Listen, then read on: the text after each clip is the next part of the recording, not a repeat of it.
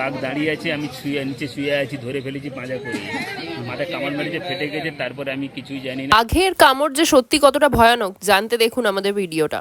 Hello everyone, welcome to শুভমিলি blog. সবাই কেমন আছো? আশা করি ভালো আছো। আমাদের আজকের কন্টেন্টটা পুরো জানতে হলে পুরো ভিডিওটা দেখতে হবে। তাহলে শুরু করি, চলো। এটা কোথায় যাচ্ছো বাবা? একটা বাবার পকেটে এই রুমালটা ঢুকিয়ে দিত, খালি আমাকে বললো রুমাল দাও, রুমাল দাও।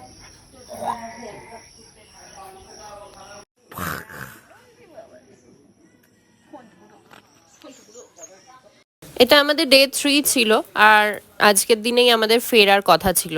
তো আমরা সবাই রেডি হয়ে গেছিলাম, লাগেজ গুছিয়ে একেবারে রেডি, কারণ এখান থেকে চেক আউট করে তারপরে আমরা বোটেতে খানিকটা ঘুরে তারপরে ওরা আমাদের নামিয়ে দিত।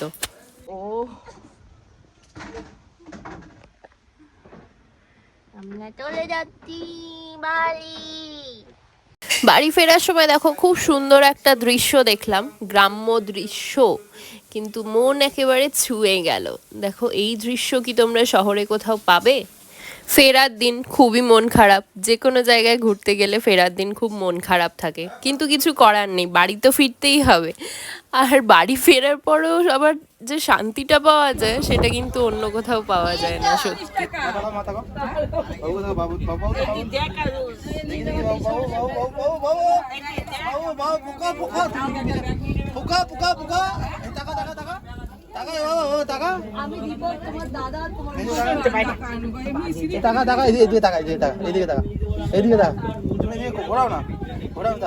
শিবাংশের সুন্দর ফটো তোলার চেষ্টা করা হচ্ছিল, ওর আবার যখন মুড থাকবে খুব সুন্দর পোজ দেবে, কিন্তু যখন মুড থাকবে না তখন যতই বলো তাকাবেই না।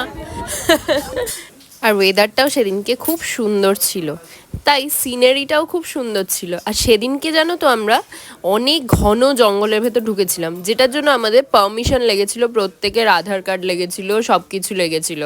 এখানে তোমরা আসলে একটা কথা বলে দিই, অবশ্যই আধার কার্ড নিয়ে আসবে। এরা কিন্তু বলে দিচ্ছে না, মানে ফ্যামিলির একজনের লাগলেই হয়ে যায়, কিন্তু এরা প্রত্যেকের চাইছে।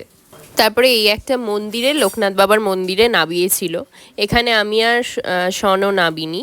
তো এরপরে আমরা চলে গেছিলাম ভেতর দিকে ঘন জঙ্গলে, মানে ঘন মানে কি একদম ঘন জঙ্গলে, বাঘের খোঁজে। যাই হোক, বাঘ তো দেখতে পাইনি, কিন্তু বাঘের গল্প শুনতে পেয়েছি, আর সেই গল্প খুবই ভয়ানক। ভয়ানক মানে যা শুনলে গা পুরো কেঁপে উঠবে। আমাদের ভিডিওটা পুরো দেখতে থাকো, তাহলে সেই গল্প শুনতে পারবে। জায়গাটা খুব মন ছুঁয়ে যায়। যারা শহরে থাকো তারা নিশ্চয়ই জানো, সবসময় শহরের এই হইচই হট্টগোল, এত পলিউশন, এত গাড়ি বাড়ি ভালো লাগে না। মাঝে মাঝে মনে হয় একটু গ্রামে যাই, একটু সিনারি দেখি, একটু গ্রিন ব্যাপারটা দেখি, পুরো গ্রিনারি। নিচে কি করে খেলো? বাঘে মাথায় ফাটিয়ে দিয়েছে আমার, বাঘ ধরেছিল আমাকে সুন্দরবনে মাছ ধরতে গিয়ে। মাছ ধরতে গেছিলে? তারপরে আমরা 5 জন করে যাই। আচ্ছা, আমরা 8 দিনের জন্য মা বনের পুজোতে বেরিয়ে যাই। আচ্ছা 7 দিনের দিন সন্ধ্যার সময় আমার অ্যাক্সিডেন্ট হয়েছে। আচ্ছা। ওই দিন কি হয়েছে, আকাশে খুব মেঘ ছিল, আকাশে মেঘ হলে আমরা সরু সরু খাঁড়িতে ঢুকে যাই। খালটার নাম ধবনির খাল, ঢুকে গ্যারেজ করেছি। আমার গায়ে খুব জ্বর ছিল, আমি ঘুমাচ্ছি, আর আমার সাথীরা কিছুক্ষণ পরে চিৎকার করে।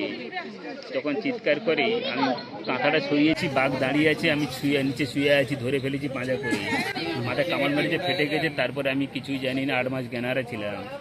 আমার এই চামড়া কেটে লাগানো, এই চামড়া কেটে মাথায় লাগিয়েছে, পিঠে একটা নখের দাগ আছে বাঘে।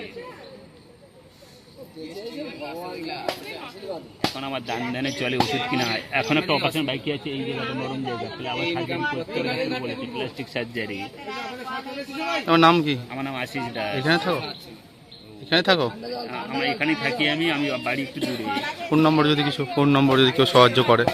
ফোন নাম্বার আছে বাবু, আমার ছোটো ফোন নাম্বারটা আছে, বলো নম্বর। 7076181908। তারপরে আমরা থাকি ফেরার পথে। এখানে দেখো চারিদিকে জল আর জল, খুব সুন্দর একটা অ্যাম্বিয়েন্স, সত্যি অন্যরকম একটা এক্সপিরিয়েন্স হলো। তারপরে আমরা বোট থেকে নেমে পড়ি ফেরার পথে।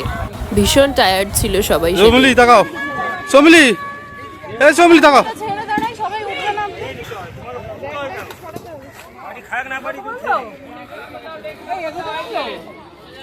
তারপরে ওখান থেকে আমরা অটো পাই, অটো করে আমরা আসার দিনের মতনই আবার স্টেশনে যাচ্ছিলাম। স্টেশনে যাবার পথের এই দৃশ্যগুলো খুব সুন্দর ছিল। তারপরে অটো, তারপর ট্রেন, তারপরে শিয়ালদা থেকে আমরা গাড়ি নিয়েছিলাম। যাই হোক, ট্রেনের ভিডিও থেকে আর কিছু ভিডিও করা হয়নি, কারণ সবাই খুব টায়ার্ড ছিল। অবশ্যই আমাদের ভিডিওস কেমন লাগে কমেন্টসে জানাতে ভুলো না, আমরা ইন্সপায়ার হই।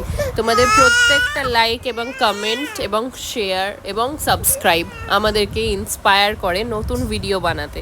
তার সাথে সাথে তোমরাও ভালো থেকো আর আমাদের ভিডিওস দেখতে থেকো। দেখা হচ্ছে আবার নেক্সট ভিডিওতে। টাটা।